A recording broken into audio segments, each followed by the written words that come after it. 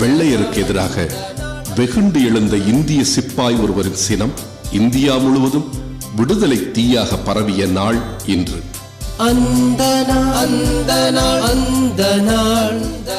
இந்தியாவிற்கு வணிகம் செய்ய வந்த கிழக்கிந்திய கம்பெனி 18ஆம் நூற்றாண்டில் அரசியல் சக்தியாக மாறியது. இதனை மருதுபாண்டியர், கட்டபொம்மன் உள்ளிட்ட பாளையக்காரர்கள் தீரமுடன் எதிர்த்து போராடினர். ஆங்கிலேய படையில் பணியாற்றிய இந்திய வீரர்களின் துப்பாக்கிகளிலும் தோட்டாக்களிலும் மிருக கொழுப்பு பயன்படுத்தப்பட்டது. தங்களது மத உணர்வை புண்படுத்துவதாக படை வீரர்கள் கொதிப்படைந்தனர். மங்கள் பாண்டே என்ற வீரர் ஆங்கிலேய மேலதிகாரியை துப்பாக்கியால் சுட்டு விடுதலை கனல் ஏற்றிய அந்த நாள் எந்த நாள்? சிப்பாய் கலகம் துவங்க வித்திட்ட நாள்.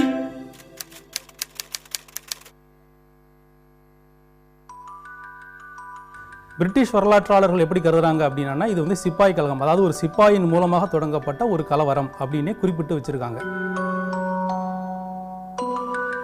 ஆனால் இந்திய வரலாற்றாளர்கள் இந்த சம்பவத்தை குறிப்பிடும் பொழுது, குறிப்பாக வீர சாவர்கர் தன்னுடைய எரிமலை அப்படிங்கிற நாவலில் இதற்காக மிக மிக பிரயத்தனப்பட்டு பல விஷயங்களை வந்து அவர் பதிவு பண்ணியிருக்காரு. அந்த பதிவு பண்ண ஒரு தகவல் என்ன அப்படின்னா, இது வந்து முதல் இந்திய சுதந்திர போராட்டத்திற்கான ஒரு வித்து அப்படின்னு சொல்லியிருக்கார். இந்த சம்பவம் என்ன நடந்தது அப்படின்னா, மங்கள் பாண்டே அப்படிங்கிற அந்த இராணுவ வீரன் தன்னுடைய மத சின்னங்கள், அதாவது பிரிட்டிஷார் பயன்படுத்தக்கூடிய அந்த துப்பாக்கியில் பசுவின் கொழுப்பு தடவப்பட்ட துப்பாக்கி ரவைகளை வைத்திருந்ததாக அவன் வந்து வெளியில் பிரகடனப்படுத்துகிறான். இது வந்து இதற்கு முன்னாடியே நிறைய என்ன பண்ணுறாங்க, ஒரு இராணுவ வீரர்கள் மத்தியில் இந்த தகவல் போய் சேருது. அதே மாதிரி இஸ்லாமிய வீரர்கள் இருக்கும் பொழுது அவர்கள் வந்து பன்றி கொழுப்பு தடவப்பட்ட ரவைகளை வந்து தங்களுடைய வாய் பற்களால் கடித்து இழுத்து அதன் பிறகு அந்த ரவைகளை பயன்படுத்தக்கூடிய நிலை வருகிறது அப்படின்னு அவர்கள் மத்தியிலையும் இது பரப்பப்படுகிறது. இப்படி இரண்டு தரப்பும் சேர்ந்து இராணுவ வீரர்கள் இருக்கக்கூடிய இந்த ரெஜிமெண்ட்டில் இந்த பிரச்சனை வந்த உடனே மங்கள் பாண்டே தான் என்ன பண்ணுறான், முதலாக இந்த தினத்தன்னைக்கு கொடி ஏற்றப்பட்ட ஒரு இடத்துல நின்று கொண்டு எல்லா இராணுவ வீரர்களுக்கும் வந்து இது அறைகூவலாக விடுக்கிறான். அதாவது நம்ம வந்து அடக்கி வச்சுருக்காங்க, நம்மளுடைய மத சின்னங்களையும் மத நம்பிக்கைகளையும் வந்து கொச்சைப்படுத்துகிறாங்க பிரிட்டிஷ்காரர்கள், அதற்காக இதை எதிர்த்து நம்ம போராடணும் அப்படின்னு சொல்லிட்டு ஒரு மிகப்பெரிய அறைகோலை விடுக்கிறான். அப்படி விடுக்கும் பொழுது அவன் என்ன பண்ணுறான், தன்னுடைய துப்பாக்கியை எடுத்துக்கொண்டு பக்கத்தில் இருக்கக்கூடிய இராணுவ வீரர், அதாவது பாப் அப்படிங்கிறவர், அவர் மேலே வந்து குறிப்பார்த்து சுடுகிறான். உடனே அந்த கூட இருக்கக்கூடிய அந்த ஆங்கில ரெஜிமெண்ட்டில் இருக்கக்கூடிய அந்த வீரர்களை என்ன பண்ணுறாங்க, இவனை துப்பாக்கியால் சுடுறாங்க. அவர்களுடைய துப்பாக்கி சூட்டிலிருந்து தப்பித்து வெளியேறுகிறான். இருந்தாலும் என்ன பண்ணுறான் அப்படின்னா, அந்த நிறைய இராணுவ வீரர்கள்லாம் சேர்ந்து இந்திய இராணுவ வீரர்கள் மேலில் வந்து ஒரு பெரிய தாக்குதலை தொடுக்கிறாங்க, துப்பாக்கியால் சுடுறாங்க. அப்போது இவன் வந்து யோசிக்கிறான், நாம் ஆரம்பித்து வச்ச ஒரு சின்ன யுத்தம் இது, இதனால் நம்ம இந்திய வீரர்கள் வந்து நிறைய பேர் பாதிக்கப்படக்கூடாது என்கின்ற எண்ணத்தினால தன்னைத்தானே அவன் வந்து சுட்டுக்கொள்கிறான். ஆனாலும் அவனுடைய குறி வந்து தப்பி விடுகிறது. அப்போ அவன் மயங்கி கீழே சரிந்து விடுகிறான்.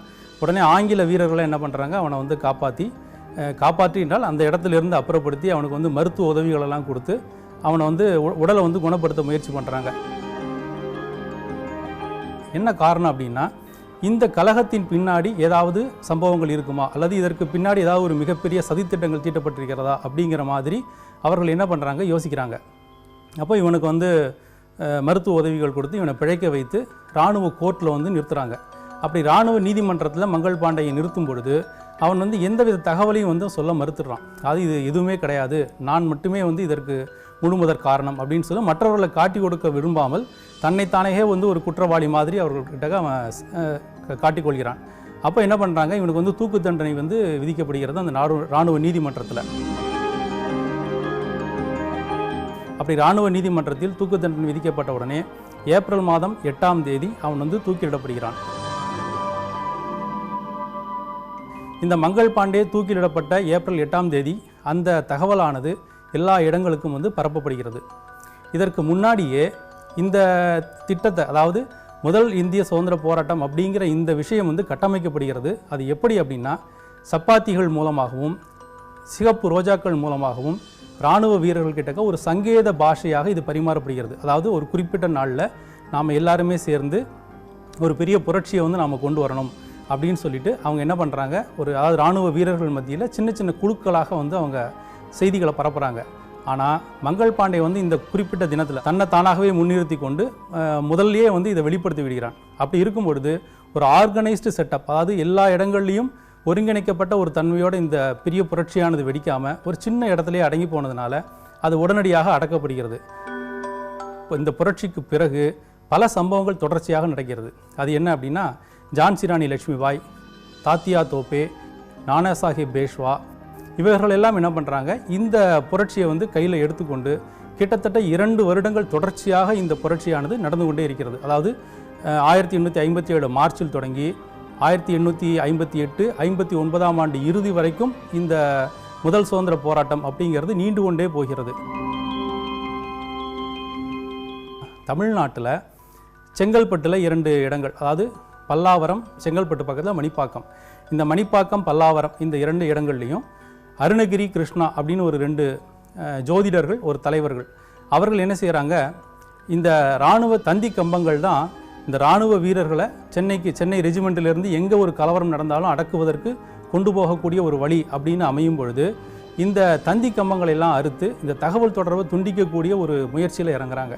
இதுதான் வந்து அவர்கள் கையாண்ட முதல் ஒரு போராட்டம் அப்படின்னு சொல்லலாம். அதே மாதிரி திருநெல்வேலியில், மதுரையில், புதுச்சேரியில் இந்த இடங்கள்ல எல்லாமே வந்து சின்ன சின்ன குழுவாக வந்து ஒரு பெரிய போராட்டங்கள் நடந்து கொண்டே இருக்கிறதை ஒழிய எல்லாவற்றையும் ஒருங்கிணைத்து ஒரே தலைமையுடன் செயல்படக்கூடிய ஒரு போராட்டமாக இந்த போராட்டம் அமையவில்லை. அப்படிங்கிறதுனால இந்த வரலாற்றாளர்கள் என்ன பண்ணுறாங்க, இது வந்து ஒரு வெறும் சிப்பாய் கழகம் அப்படின்னு சொல்லி இந்த போராட்டத்தை அடக்கியதாக அவர்கள் வந்து குறிப்பிடுகிறார்கள். ஆனால் காரல் மார்க்ஸ் தன்னுடைய நூலில் என்ன எழுதியிருக்கார் அப்படின்னா, இது வந்து இந்திய சுதந்திர போராட்டத்தின் ஒரு பெரிய புத்தெழுச்சி அப்படின்னே வந்து அவர் சொல்கிறார். அதாவது நம்ம நாட்டுக்கு வெளியில் இருந்து ஒரு மிகச்சரியான பார்வை பார்த்தவராக காரல் மார்க்ஸினுடைய அந்த கருத்தை வந்து நாம் கொள்ளலாம்.